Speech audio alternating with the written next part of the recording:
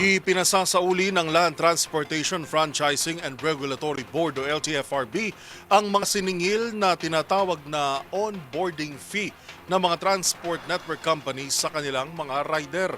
Pagdilinaw kasi, wala dapat bayaran ng mga rider upang mapasama sa operasyon kung kaya titiyakin na mananagot ang mga sangkot.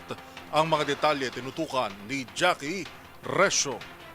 Walang kailangang bayaran ng mga drivers sa Transport Network Companies o TNCs para makasama sa ride-hailing operations nito. Ito ang ibinunyag ni Land Transportation Franchising and Regulatory Board o LTFRB Chairman Vigor Mendoza sa panayam sa programang 2x2 kaugnay ng onboarding scheme ng mga TNC. Una ring isiniwalat ni DOTR Secretary Giovanni Lopez sa 2x2 na umaabot sa 25,000 hanggang 90,000 pesos ang binabayarang onboarding fee ng mga Transportation Network Vehicle Services o TNVS drivers. Kaya naman tiniyak ni Mendoza na wala silang sasantuhin sa investigasyon tungkol sa pananamantala sa mga TNVS drivers at maging ang mga tauhan ng kanilang ahensya ay kakasuhan oras na mapatunayang sangkot sila rito. Yun nga ang yun ang utos sa ating secretary ba, leave no stone unturned at saka wala tayong sasantuhin dyan. Kung sino man ang maging accountable, pasensya na lang.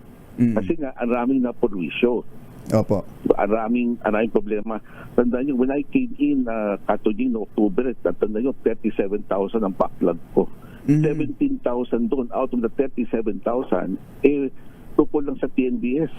Nakatakda ang pagdinig ng LTFRB kaugnay ng onboarding scheme sa May 14 at 15 at tinatayang pagkalipas ng 2 o 3 linggo ay magsusumiti na sila ng rekomendasyon sa DOTR hinggil sa posibleng pagsuspinde, pagmulta o pagbawi ng lisensya sa mga lumabag na TNCs. Ayon kay Mendoza, bukod sa paghahain ng kaso laban sa mga TNC na sangkot sa naturang modus, ay ipisasauli rin sa kanila ang mga ibinayad na fee ng mga driver. Definitely papasoli natin yan.